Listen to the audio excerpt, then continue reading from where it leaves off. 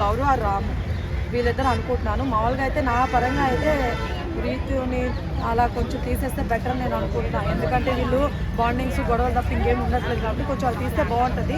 కొంచెం ఫైర్ ఉంటుందని నా ఫీలింగ్.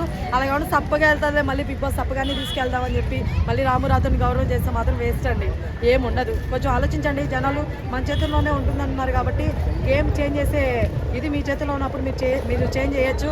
కాబట్టి చూసి ఓటేయండి, పంపించేసండి. ఎవరు పంపించాలని పంపించేసండి. మాధురి ఏమోనండి, వాళ్ళిద్దరు ట్రోల్ చేసేస్తున్నారు ఈ మధ్య, ఎక్కువ వాళ్ళిద్దరిని ట్రోల్ చేస్తున్నారు. ఎందుకు చేస్తారో తెలీదు. బయట శ్రీనివాస్ గారు చాలా ఏడుస్తారండి. ప్లీజ్ వాళ్ళిద్దరు ట్రోల్ చేయమాకండి, వాళ్ళిద్దరి మధ్య ఏమీ లేదు. జస్ట్ ఏదో డ్యాన్స్ ఏమన్నా వేస్తారు అంతే, అంత మించి ఇంకేం లేదు. మీరైతే ట్రోల్ చేయొద్దు ప్లీజ్, ఓకేనా? ఫేక్ కంటెస్టెంట్ ఎవరు బిగ్ బాస్ లో ఇప్పుడు? అన్న నువ్వు ప్రతి వీక్ ఇది అడుగుతావు నాన్న, ఎప్పటికప్పటికి ఫేక్ ఎందుకు వస్తా నాకు అర్థం కాదు.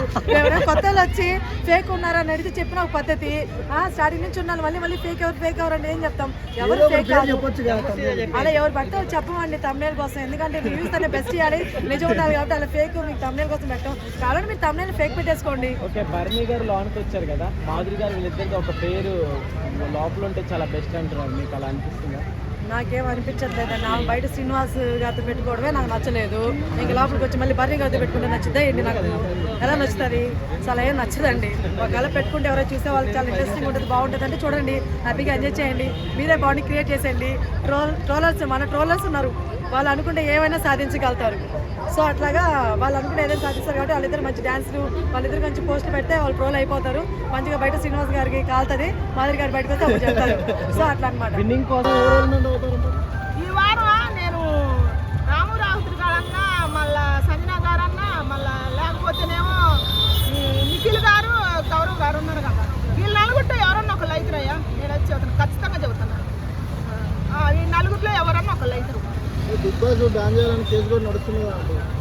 ఎందుకు ఏం జరుగుతుంది? బ్యాండ్ చేస్తారు ఏమైంది అంటే ఇప్పుడు బయట జరిగే అరాచకాలం కన్నా బిగ్ బాస్ లో అసలు ఏం జరుగుతుంది? ఎందుకు బ్యాండ్ చేసి ఏంటి నాకు అసభ్యకరంగా చిన్న బట్టలు వేసుకుంటున్నారు, అది ఇది అని చెప్పి మహిళా సంఘాలు కూడా చిన్న బట్టలు ఎవరు వేసారు? ఇప్పుడు తమ్ము సిరిచా కావాలన్నారు, నేనే వేసింది మొక్కల కాడికి. మరి కొంతమంది చేస్తారు సిటీ వెళ్ళిపోవాలి, మనం ఏం చేస్తాం? ఎంటర్టైన్మెంట్ ఆ ఎంటర్టైన్మెంట్ కూడా చూసేవాళ్ళు చచ్చారుగా ఆడికాడికి వేసుకుంటే.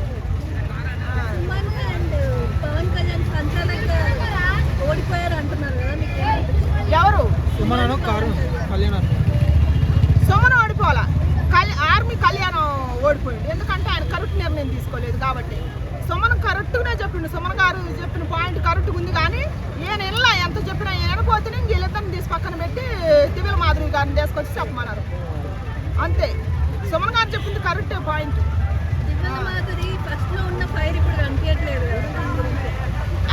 కుటుంబ సభ్యురాలు అయిపోయింది, మమ్మీ అయిపోయింది, డాడీ పోయింది, మమ్మీ వచ్చింది,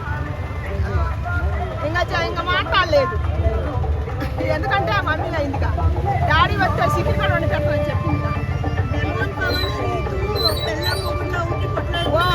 అవును, నిన్న ఎంటర్టైన్మెంట్ మొత్తం, రాత్రి ఎంటర్టైన్మెంట్ మొత్తం డిమాండ్ బాగుంది. రీతు సోదరితే మా సొంత మూడు పిల్లలు కూడా అట్ట కొట్టుకోరు అసలు. రీతు సోదరు అడగటం ఏందో, ఆ డిమాండ్ పవన్ చెప్పటం ఏందో, ఆయనేమో డిమాండ్ పవన్ ఏమో ఏ జరగని వెళ్ళిపోయినట్టే ఉంటాడు నంగలాగా.